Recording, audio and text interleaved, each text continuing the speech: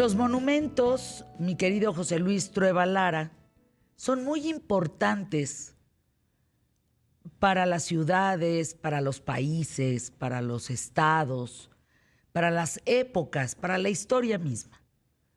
Hay monumentos que, como vimos recientemente en México, que un presidente decide tirar un monumento que es histórico, es parte de la historia de México, para poner otro que nada tiene que ver con la historia de México hasta ahora. Y así, no sería lo mismo si tú llegas a París y no hay una Torre Eiffel, no sería lo mismo si no hubiera una oficina de correos como la que hay en Ciudad de México, y tantos lugares en el mundo que son característicos de la historia, de la memoria histórica de ese lugar. ¿Por qué son importantes los monumentos, mi querido José Luis Trueba? Mira, queridísima, ay, antes que nada una disculpa, porque ahora sí me dejaron en el Paleolítico inferior. ¿Que se te fue la luz? Sí, se me fue la luz. ¿Y estás solito, Trueba? ¿No te da miedo? Me da mucho miedo. ¿Quieres que vaya por ti, Trueba? Sí. Sí. Y me traes mi osito, por favor. Y tu cobijita. Mi cobijita para que chupe la orillita. Ay, qué rico. ¿Se acuerdan de eso? Qué maravilla. Oye, Es una maravilla. bueno, ¿se te fue la luz hace cuánto tiempo? Para que podamos reportarla. Claudia, ayúdanos a reportarla, y a mí se me fue el internet. No, pues estamos fritos. Estamos fritos, pero bueno. Paleolítico. Pero bueno, hablemos de monumentos. Fíjate que a mí son importantísimos porque los monumentos nos dan la posibilidad de identificarnos y formar parte de una comunidad. Cualquier país, me da igual si es México o el que sea, pues, nos identificamos porque compartimos un pasado. Porque ese pasado da sentido a todas nuestras acciones. Porque ese pasado nos permite tejer lazos. Es decir, para ponerlo de manera muy simple, tú y yo nos podemos encontrar, nos queremos y platicamos porque compartimos el idioma, porque compartimos el gusto por muchos platillos, porque compartimos una historia común que nos obliga a tomar ciertas acciones. Si no existiera eso, pues los países se disgregan, absolutamente terminan rajados y convertidos en cosas espantosas. Ahora bien, hasta ahí parece muy simple la cosa. El único problema es que hoy, bueno, desde hace unos años, la moda es cómo le hacemos para darle en la torre a los monumentos. Me explico. Tú vas a Estados Unidos y a la menor provocación tumban y tiran y escupen un monumento del general Lee. Yo puedo entender que el señor pues acaudillaba a los ejércitos confederados, que estaban a favor de la esclavitud. Puedo entender eso sin ningún problema. Puedo entender que, bueno, pues no es lo mejor del mundo. Pero también tenemos que reconocer que ese hombre es parte del pasado y que su derrota marca el principio de los derechos civiles de los afrodescendientes. Lo mismo pasa en la Unión Soviética, lo mismo ocurrió en Medio Oriente cuando tumbaron las estatuas. Lo interesante de la tumba de estatuas es que parece ser que hay dos explicaciones para justificarla. La primera es hacer lo posible por volvernos víctimas. Ligar a una estatua es un acto que permite victimar a un país o a un grupo político. Me explico. Cuando tú derrumbas, pongamos el ejemplo de la estatua de Colón, todos conocidos, lo que se quiere hacer con quitar una estatua como la de Colón no es mejorar la apariencia urbana, no, de ninguna manera. Lo que se trata es quitar al malvado, o al supuesto malvado, o a quien se le asignan el mal ontológico, y poner en su lugar a una víctima. Me da igual si la víctima es natural de Wakanda, si es una historia del una personaje del México prehispánico o lo que sea.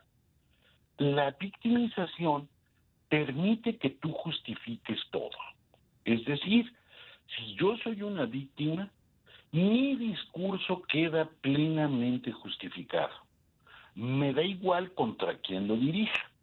Pero no es solo el caso de México, es decir, cuando tumban una estatua del general Lee en Estados Unidos, lo que hacemos es sacar la victimización de todos los esclavos negros para convertirla en un discurso que va a fortalecer ciertas ideas políticas. Pero lo interesante de esto no es que se fortalezcan ciertas ideas políticas, tampoco es que alguien vaya a salir redimido. Lo importante es que estas acciones forman parte de los deseos y los proyectos de un grupo político que está preocupado por todo lo que quieras, menos por lograr la mejoría de las mujeres, sanar los problemas de la conquista, restablecer la situación de la negritud en Estados Unidos, nada de esto. Lo que preocupa es ser una víctima y por eso voy a estar plenamente justificado en todos mis discursos. ¿Cómo la ves? No, me parece brutal y hasta maquiavélico, ¿no? El pensar que es a través de los monumentos que tú puedes dejar una huella para bien o para mal de una sociedad. Exacto. Haciendo un monumento de tu persona, de tu ideología y no de, pues de la representatividad máxima o de la democracia, ¿no? Sino de ti mismo. Claro. Exacto. ¿Habrá ego más grande? No sé, no creo. No lo creo, no creo que haya ego más grande. Pero el asunto, bien lo acabas de decir tú, fíjate, de lo que se trata es de borrar el pasado y pensar de manera, vamos, déjame decirlo educadamente, de una manera que se pasa de ingenua y rosa con la estulticia. Uf. Pensar que si yo tumbo un monumento, el pasado cambia. Al pasado le importa un rábano partido por la mitad. Si tú tumbas un monumento, no, ya ocurrió. Y ojo, si no nos reconciliamos con el pasado, no podemos tener reconciliación en el presente. Es decir, cada monumento no solo enaltece una ideología, sino que contribuye a separar a los grupos sociales, a romper nuestro tejido social. En vez de encontrarnos en el pasado y asumir que, bueno, como todos los pasados, pues tiene cosas que no son muy presentables, tenemos que vivir con ellas. Todas las familias, estarás de acuerdo conmigo, Fernanda, bueno, eso espero, tienen algunos personajes que son impresentables. Sí. Todos, en todas nuestras familias hay un impresentable. Y podemos ser a veces nosotros, ¿eh? Ya, claro, por supuesto, no. Pero pensemos que tú y yo no. No, Que sí. todos los demás sí. Y si nos caen gordos, todavía son más impresentables. Entonces, pero nosotros asumimos que ese impresentable existe y que el tío Gumaro está presente y que a pesar de ser como es, me permite reconciliarme con sus hijos. Esto que hacemos familiarmente y nos permite sobrevivir, no lo estamos haciendo políticamente. Dale. El tío Gumaro puede ser de lo peor, pero yo soy capaz de hablar con su familia. Es más, soy capaz hasta de soportarlo en la cena de Navidad. Pero no puedo, si voy destruyendo el pasado y negando ese pasado, no puedo aceptar a los que son diferentes. Es decir, te pongo mi caso, solo para que te eches un trompo a la uña. Yo descubrí hace unos días que soy impresentable socialmente. ¿Por qué? Fíjate, no me faltan defectos. Soy varón, heterosexual, trabajo, pago impuestos, creo en la superación de las circunstancias, etcétera. Si te das cuenta, no tengo ninguna característica de los grupos marginados. Y como no tengo ninguna característica de grupo marginado, estoy frito. Porque no hay un programa social que me apoye, no hay nadie que levante la voz por mí, no hay nadie que me proteja, bueno, salvo tú que me vas a traer mi osito y mi cauijita, pero salvo esos casos, no hay nadie que nos proteja. Y quedamos indefensos en la sociedad porque somos excluidos a partir de un discurso de victimización. Excluir a la gente para solo dar campo a las víctimas es muy peligroso. Me da igual en el lugar que ocurra, ¿eh? Esto que estoy hablando no se refiere solo a México. Vete a cualquier lugar y te vas a encontrar con fenómenos así. Ese proyecto, yo creo que debemos de cambiarlo, y una manera, solo una, por lo menos simbólica, es aprender a respetar nuestro pasado, a respetar nuestros monumentos. Asumir que, bueno, pues son cosas que pasaron para fortuna o desgracia, pero ahí estamos. ¿Qué quiere decir? Piénsalo a nivel de monumentos, por ejemplo, de la Ciudad de México. El de Cuauhtémoc es un monumento intocable. Intocable. ¿Por qué? Porque es indígena, porque fue el derrotado, etcétera, etcétera. Pero el del pobre Colón, que no sabía ni siquiera que había llegado a América, hombre. Sí, Pobre, hombre. estaba más perdido que la cola de un perro. No, y está ahí abandonado, ahí tirado en un... como para rescatarlo y ponerlo en tu jardín, por lo menos, ¿no? Es que salvar la estatua, ¿no? Claro. Entonces abandonamos esto porque él representa aquello que no es políticamente conveniente. Pero, Eso es una tragedia. pero la historia es la historia. ¿Cómo pretenden borrarla a través de esto, de deshacerse de los monumentos? Yo, A mí me parece un acto irreverente. Qué maravilla que puedas, a través de toda tu historia, conservar todos los monumentos, en la medida de lo posible, de poderlos conservar, para que veas justamente la evolución de tu historia. exacto, de eso se trata. Ese es el punto, justamente, Fernanda. Ese mero es el punto. Pero, ojo, aquí se parte de una actitud muy extraña que ya hemos comentado en otras ocasiones. ¿Te acuerdas cuando hablamos del lenguaje de género que se desdoblaba? ¿Sí? Bueno, pues es algo parecido.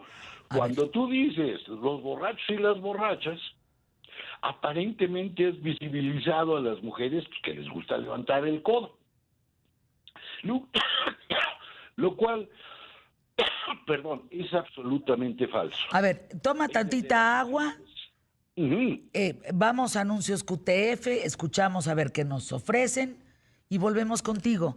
Porque ahorita dijiste que nosotros que no somos minoría estamos desprotegidos.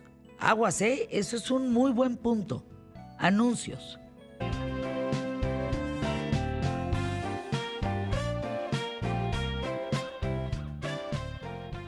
A ver, estamos hablando de españoles construyendo 60 y tantas iglesias sobre edificaciones prehispánicas. Pero se conservan las edificaciones prehispánicas y las iglesias. Exacto. Ahora, 20 templos que existen hasta nuestros días.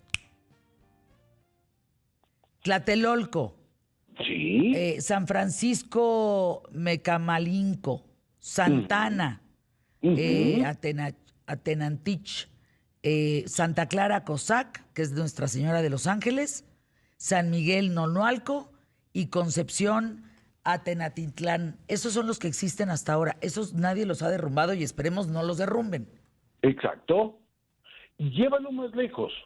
Imagínate tú todas las casas y edificios que tienen pegados en sus paredes o forman parte de ellos vestigios prehispánicos y que se entreveraron con lo colonial. Ese edificio nos representa a ti y a mí, con esta cosa entreverada. Ni tú ni yo tenemos la culpa del mestizaje, ni tú ni yo tenemos la culpa de todas las guerras que hayan ocurrido, pero sí las heredamos. Y somos ese resultado. Y es un resultado que nos obliga a lograr lo más importante, la concordia, la reconciliación, la posibilidad de, por una vez en la historia, funcionar como lo que somos, hermanos de sangre, hermanos de pasado. Y si logramos eso, olvídate, no hay quien te pare. Claro. Así. Pero mientras hay excluidos, me da igual si son las mujeres, los mestizos, los indígenas, la comunidad gay con todas sus infinitas variantes, etcétera. Mientras hay excluidos, no vamos a poder lograr nada. Pero esto no lo podremos lograr jamás si no somos capaces de entenderlos. Mira, voy a decir algo absolutamente impropio.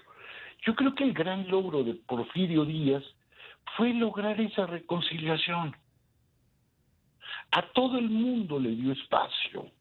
Tú caminas por el eje que va de Avenida Juárez y Reforma y te vas a dar cuenta que todos sus enemigos se ganaron estatua. El propio Juárez se ganó un hemiciclo, Marca Llorarás, pues está bien grandote, pues, con harto oro y todo esto. Bueno, aunque lo vandalicen un día sí y un día no, pues, pero es una joya aquello. Bueno, Porfirio Díaz logra eso. Porfirio Díaz manda a escribir con Vicente Rivapalacio una historia de México donde por primera vez se reconcilian el pasado indígena y el mundo colonial. Y por supuesto, los juaristas y los conservadores. Porfirio Díaz tiene una idea crucial para el país. México solo puede conocer la paz y avanzar por el camino del progreso, del desarrollo, si existe una comunidad. No importa que esta comunidad sea imaginada, porque, bueno, evidentemente, pues nos imaginamos ese pasado, ni tú ni yo estuvimos, nadie estuvo, pues, bueno, nadie de los vivos. Entonces, plantearnos un mundo así es crucial, y lo mismo vale para Estados Unidos. No podemos seguir atentando contra la posibilidad de la integración total de los afrodescendientes, y tirar la estatua del general Lee no sirve para nada. Y lo mismo ocurre en muchos de los países exsocialistas cuando tiraron las estatuas de Lenin y Stalin, y no con un fin de borrar la historia. La historia no se borra. No se puede. No, y la tenemos labrada en el cuerpo. Me recordé cuando tiraron la estatua de Hussein. Exacto. ¿No? El cómo las cuerdas, lo que significó tirar al tirano, ¿no? Ajá. Y ahí quedó. Ahí quedó. Se debería de quedar tirado ahí. No deberían de recogerlo, si me explicó. Lo mismo con la de Reforma. Deberían de haber dejado tirado a Colón ahí, que se quede como parte de la historia de la decisión de un presidente que considera que no debería de estar ahí. Es parte de la historia, no la puedes borrar. No, y aparte le rompes algo, en el caso de Reforma, le rompes algo crucial. Reforma es nuestro principal libro de historia. Pues claro. Ahí están todas las épocas representadas, y en las estatuas chiquitas están todos los próceres de cada uno de los estados del país. Es decir, me da igual si es un estado grandotote como Chihuahua o es uno chiquitito como Tlaxcala o Colima. Ahí están todos sus próceres. Ahí están aquellos que dijeron, me la voy a rifar para crear esta nación. Ahora, a ver, Trueba, creo que esto es bien importante. Hoy se habla de la inclusión. Como te estoy escuchando y lo que estás diciendo, estamos malentendiendo la inclusión con lo de las y los, ella, etcétera, y etcétera. Un lenguaje que además, para mi gusto, no amerita la discusión, pero bueno. Ajá. Si en realidad existe una mayoría privilegiada, con la diversidad actual se derivan minorías vulnerables. Ajá. ¿De acuerdo? De acuerdo. Ahora, si esa mayoría privilegiada, estamos hablando de neoliberales, ricos, de distintas religiones, de distintas nacionalidades, ¿Que no también serían minorías vulnerables? Por supuesto, por supuesto, por supuesto. Al final, todo esto acaba por crear una nueva minoría vulnerable. Y una minoría vulnerable que por un discurso que busca exaltar a la victimización, se convierte en muy frágil. El único problema es que estas nuevas minorías vulnerables, pensemos en ti y en mí, Sí. que lo que nos hace minoría es que tenemos la maravilla de usar zapatos, tener ropa y comer 3 veces al día. O como decía nuestro cuate Guillermo Arriaga, que tenemos el privilegio de podernos encerrar en la pandemia. Claro. Somos Esos ya se convirtieron ya somos una minoría. Claro. Como también se considera una disque minoría aquellos que están en contra de la ideología del presidente de México. Claro. O aquellos periodistas que señalamos las equivocaciones y entonces ya nos convertimos en una minoría vulnerable. Exacto. Es decir, cuando tú divides, generas muchos grupos vulnerables chiquitos. Exacto. Y no solo te pierden fuerza. Algo peor, generas un odio social hacia esos grupos vulnerables pequeños. Y esos grupos vulnerables pequeños, para bien o para mal, también contribuyen al bien del país. Me da igual si lo hacen proponiendo discusiones, ejerciendo el derecho a la crítica, invirtiendo, jugándose su lana para darle trabajo a la gente. Tú escoge. Como quieran, exacto. Escoge, yo no tengo problema en lo que le pongamos ahí, pero ese esfuerzo no lo podemos perder. Aunque nadie lo crea, somos necesarios. Por poquito que apoyemos, por poquito que señalemos lo que no estamos de acuerdo, contribuimos al diálogo, contribuimos al encuentro, contribuimos al fortalecimiento. Y eso en estos momentos es crucial. El país, al igual que muchos otros, pues está herido económicamente por la pandemia. Y entonces, si no contribuimos todos, ¿cómo lo vamos a lograr? Si todos estamos de acuerdo en que lo que importa es tener una democracia de veras, pues tenemos que abrir el espacio a la crítica, a la reconciliación, a crear lo más importante, una mesa donde todos nos podamos sentar a dialogar. Es que fíjense lo que acaba de tocar Trueba, ¿eh? Ahí les va. Niños, vamos a hablar de grupos vulnerables, ¿eh? No estamos hablando de una sociedad, de una sociedad privilegiada, no. Grupos vulnerables. Niños sin tratamiento de cáncer. Mamás solteras. Periodistas que me atacan. Empresarios que no me apoyan. Y entonces vas segmentando a una sociedad, vas destruyendo el monumento histórico de esa sociedad, que es la unión, y lo vas haciendo cachitos, como tirar la estatua de Colón y decir, esto no vale. Al segmentar a todos estos, lo que haces es restarles fuerza. Exactamente. No, bueno. Exactamente. Pero curiosamente, cuando le restas fuerza a todos estos grupos, también se la restas a la sociedad. Es decir, una sociedad funciona porque es variopinta. Porque hay gente de todos colores y sabores. Me da igual los colores y los sabores. Pero si empezamos a romperla y a quitar algunos sabores, me da igual si es la vainilla o el chocolate, el único problema es que la sociedad nos queda mocha, que perdemos los esfuerzos y sobre todo que le abrimos el paso al conflicto. No podemos apostarle a eso. No queda claro. Y además, no es un niño sin medicamento, es un ciudadano. No es una mujer sin apoyo, sin guardia, es una ciudadana. ¡Claro! No es un empresario que me apoya o no, es un ciudadano. Somos 120 millones de ciudadanos. Como tal, se nos tiene que tratar a todos igual. Exacto. Déjame ir a anuncios QTF y vuelvo contigo, mi querido José Luis Trueba. ¡Órale! Ya estamos. José Luis Trueba, Empezamos hablando de monumentos históricos, de la importancia y de lo que representa desaparecerlos para poner en lugar de algo que sí sucedió, algo que es histórico para cualquier país o cualquier lugar, cualquier territorio, y cómo hay tiranos o personajes o, en fin, gente en el poder que en el momento deciden tirarlos o desde la sociedad civil derrocarlos, tirarlos, romperlos para que eso ya no exista. Ya no existe ese tipo de tiranos como lo fue en el caso de Hussein. Y de ahí caímos en un tema que me parece muy interesante, la famosa inclusión.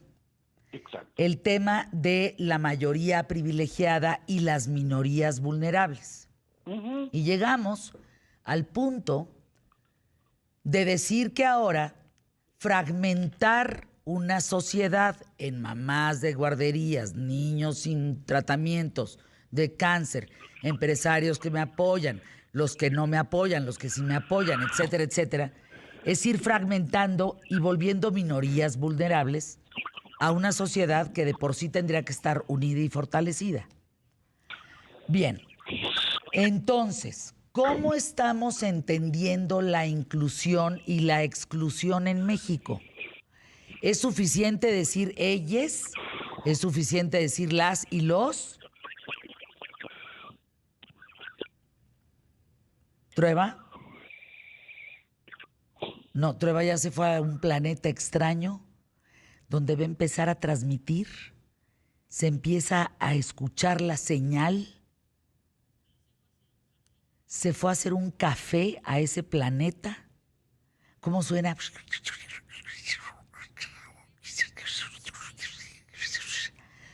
Entonces, maestro Trueba, ¿cuál es el tema o cómo se debiera, yo sé que me está escuchando para volvernos a comunicar con él, cómo deberíamos de estar tratando el tema de la inclusión en México y en el mundo? A mí me sorprende porque cuando dices las borrachas y los borrachos, como el ejemplo que pusiste, señalar a las borrachas me parece que ya es etiquetarlo por abajo del agua como un grupo vulnerable que las tengo que mencionar porque si no, no se consideran. Y eso me hace unas bolas horribles. Decir ellas y ellos, cuando a lo mejor decimos todos, ya está de más para mí decir ciertas palabras para que entonces a través de mi lenguaje haya inclusión. Yo diría que la inclusión tendría que ver con las acciones. Pero bueno, ¿tú cómo plantearías el manejo de la inclusión en México y en el mundo? Mira, yo lo plantearía de una manera muy sencilla, muy simple. Tenemos que asumir que la sociedad, que lo primero que hace al hombre ser tal es que no es caballo, sino el jinete. Es decir, es alguien que es capaz de decidir su destino. Si soy capaz de decidir mi destino, tengo también la capacidad para tomar una posición política, una posición económica, para escoger a qué me voy a dedicar. Incluso para escoger con quién me voy a acostar, para decirlo a las claras. Y si tengo estas capacidades, el gobierno tiene la obligación fundamental de vigilar que todos esos deseos, todas esas capacidades sean respetadas siempre y cuando no violen la ley, siempre y cuando no violen los derechos humanos. Es decir, yo me puedo acostar con quien quiera menos con los que nos prohíbe la ley. Es decir, no me puedo acostar con una chamaca de 12 años, no puedo, ni debo, ni es correcto, eso no se vale. Pero todo lo que está no prohibido por la ley, lo podemos hacer. Y todos tenemos derecho a la voz.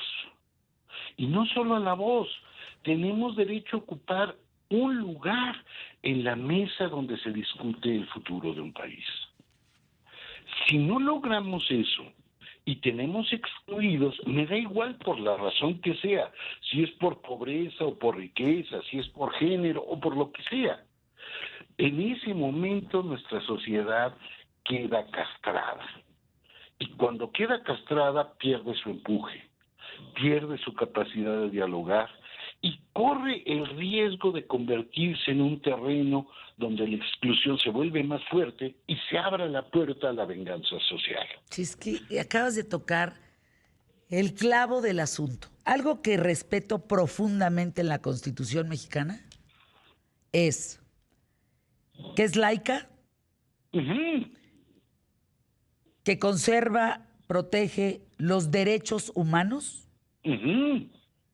que respeta tu libertad de pensamiento Exacto. y de acción mientras justamente no lastimes a otro, no ofendas a otro, no mates a otro, en fin, no rompas con las leyes. Y te permite vivir en una sociedad en donde todos tenemos derechos y obligaciones, Exacto. de manera muy sencilla. Entonces, laica me parece fundamental porque no se vale que sea o católica o que sea judía o que sea de los testigos de Jehová, porque no todos pensamos igual. Exacto. ¿Estamos? Estamos Se respeta. de Entonces, de ahí, por eso sí el aborto, porque es laica. Ya, lo que cada quien piense en su religión va a actuar de esa forma. Uh-huh. En cuanto a los derechos, todos tenemos derechos a la salud, Uh-huh. a la educación, Ajá. a la seguridad, Ajá. y todo eso hoy en día se está viendo fragmentado. Claro. Y entonces te das cuenta que los discursos de inclusión no son entre homosexuales, heterosexuales, sino los discursos de inclusión es unos sí tienen salud, otros no tienen salud. Unos sí tienen seguridad, otros no tienen seguridad. Otros sí tienen libertad, otros no la tienen. En fin, entonces ya estás atentando contra lo que rige a un país. Exacto. Y llévalo a un paso más constitucional. La Constitución pone por encima de ella misma a los derechos humanos. Y un derecho humano es la posibilidad de hablar, la posibilidad de ser diferente. Si perdemos eso, ya nos echamos a perder, porque cuando los países anulan las diferencias, dan lugar a cosas espantosas como la revolución cultural china, como el régimen de Pol Pot, donde todos tenían que ser iguales. No, señores, o sea, el chiste es la diferencia, el chiste es andar del moco. Y se nos olvida también algo crucial. La democracia probablemente no sea la mejor manera de resolver las cosas. En eso estoy de acuerdo, porque la democracia parte de algo diferente. Es la mejor manera para discutir las cosas. Claro. Entonces, ya si llegamos a una solución a corto o a largo plazo, rapidito, despacito, ese es otro asunto. Pero la democracia es eso, es la posibilidad de disentir, es la posibilidad de que ninguna minoría, por más, puede quedar fuera. Es decir, yo entiendo que a alguien le pueda caer mal una minoría, pues ¿por qué no? Pues eso es humano, no todos nos tienen que caer bien, pero no lo podemos dejar fuera.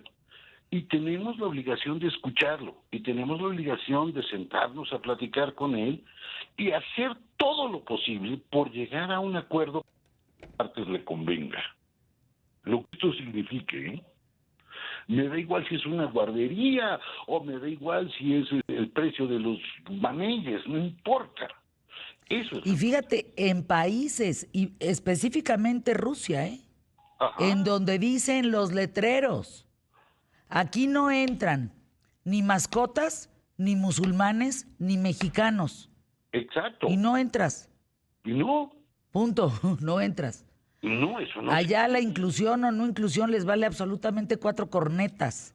Exacto. Entonces, ¿por qué estar discutiendo en algo cuando todos debiéramos de tener la posibilidad de cobijarnos en una constitución? Exacto. Teniendo nuestros derechos y teniendo nuestras responsabilidades, nuestras obligaciones. Uh-huh. Aún más, imagínate que un día el poder dejara de ser una voz para convertirse en un oído. Eso se nos olvida siempre. El poder, más que ser una voz de mando, es una voz, es un oído que escucha a la sociedad entera y tiene el gran reto de lograr los acuerdos que permitan la unión. Yo cada vez entiendo menos, Trueba, y ojalá nos podamos echar un tequila tú y yo algún día, o aquí en el programa platicarlo, pero ¿sabes qué? Cada día entiendo menos por qué los tiranos llegan al poder. Cada día entiendo menos. Y la historia no se ha equivocado. No. La historia no se equivoca. Y siguen llegando al poder y siguen votando por ellos. Y cuando votan por ellos, acaban con la democracia y se mantienen en el poder el tiempo que se les da la gana o dejan en el poder a quien se les da la gana. La historia no se equivoca. Anuncios QTF, te mando un abrazo, mi querido Trueba. No te mando más, voy a hacer una fogata en la sala ahorita. No, cuidado, no te vaya a entrar la piromanía, man. No, estate quieto. No.